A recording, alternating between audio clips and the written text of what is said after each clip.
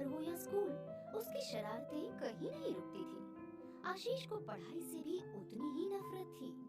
वो कभी भी अपना गृह कार्य नहीं करता था। उसके शिक्षक हमेशा उसके माता पिता से उसकी शिकायत करते रहते थे। शिक्षक, आपका बेटा इस बार भी बहुत कम अंक लाया है। उसका मन तो हमेशा किसी न किसी को परेशान करने में लगा रहता है। माँ, आपकी तरह हम भी आशीष से बहुत परेशान हैं, लेकिन क्या करें, वो हमारी एक नहीं सुनता। इसी तरह समय गुजरता जा रहा था। आशीष के व्यवहार में कोई बदलाव नहीं हो रहा था। चाहे घर हो या स्कूल, हर जगह उसे हर कोई डांटता और उसे सुधारने की हिदायत देता, लेकिन आशीष के कान में जूं भी नहीं रेंगती थी।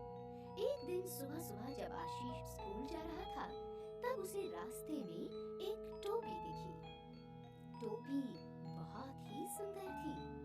उसके ऊपर एक रंग बिरंगा पंखा भी लगा हुआ था। आशीष ने चारों तरफ देखा।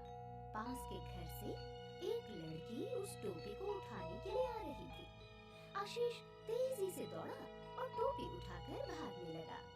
लड़की, ए, मेरी टोपी वापस करो। आशीष, अब ये मेरी हो चुकी है, मैं इसे वापस नहीं करूँगा। लड़की, पर इसे गीली मत करना, नहीं तो परेशानी में आ जाओगे।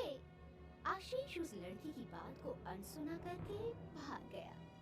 थोड़ी दूर जाने के बाद उसने टोपी को अपने सिर पर पहन लिया और स्कूल पहुंच गया। स्कूल में सभी आशीष की टोपी को ही निहार रहे थे।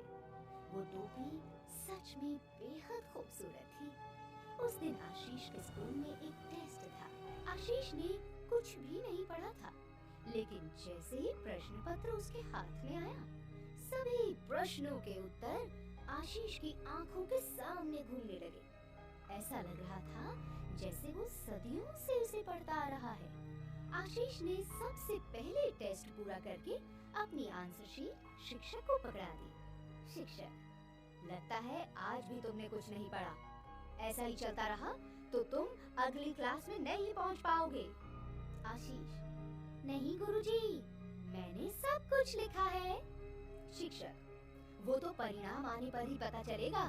अगले दिन जब टेस्ट का परिणाम आया तो कक्षा के सभी बच्चे आश्चर्यचकित थे। आशीष के सबसे ज्यादा अंक आए थे और उसका एक भी उत्तर गलत नहीं था। आज शिक्षक भी आशीष की तारीफ किए हुए न रह सके। आशीष आज बहुत खुश था। वो खुशी खुशी घर जाकर माँ को ये बात बताता है। माँ भी आशीष की बात को सुनकर अपने कानों पर यकीन नहीं कर पा रही थी कि उसका बेटा, जो कभी शरारती होने की वजह से एग्जाम में फेल होता था, आज सबसे ज्यादा अंक लेकर आया है। जब आशीष अपना गृह कार्य करने बैठा, तो भी वो उस टोपी को पहने हुए था। एक बार फिर प्रश्न देखते ही उसकी आंखों के सामने सभी प्रश्नों के सही उत्तर घूमने लगे। आशीष समझ गया था कि ये और कुछ नहीं, टोपी का ही जादू है जिससे ये सब कुछ आसान हो रहा है। अब तो आशीष की जिंदगी बड़ी आसान हो गई थी। अचानक वो अपनी कक्षा का सबसे होशियार छात्र बन गया।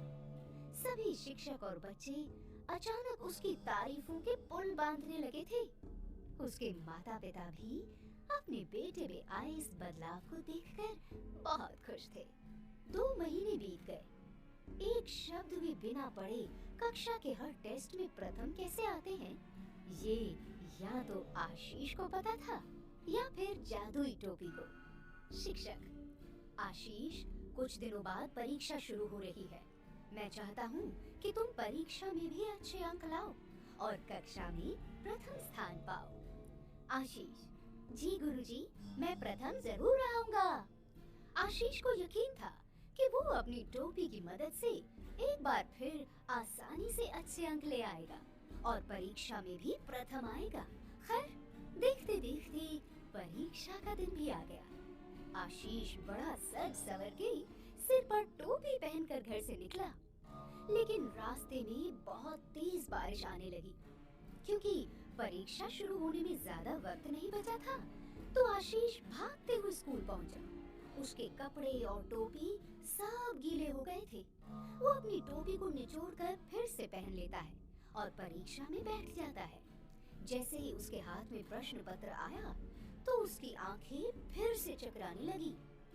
लेकिन इस बार कोई उत्तर नहीं घूम रहा था, बल्कि प्रश्नों को देखकर उसके तो पसीने छूट रहे थे। उसे तो कुछ समझ ही नहीं आ रहा था, आखिर उसके साथ हो क्या रहा था। टोपी ने काम करना बंद कर दिया। लड़की ने उसे टोपी को पानी से दूर रखने की हिदायत तो पहले ही दे दी थी, लेकिन आशीष ने ही उसे अनसुना कर दिया। आशीष ने अपनी आंसर शीट में एक भी उत्तर ना लिखा और वहां से उठकर चला गया। जब परीक्षा का परिणाम आया तो सब लोग एक बार फिर आश्चर्यचकित थे। पिछले 2 महीने से हर टेस्ट में प्रथम आने वाला लड़का अब फेल हो चुका था। आशीष को सब लोगों से बहुत डांट पड़ी और सभी लोग उससे निराश भी बहुत थे। उस दिन आशीष ने सबक सीखा कि सफलता को प्राप्त करने के लिए मेहनत के अलावा कोई दूसरा रास्ता नहीं होता।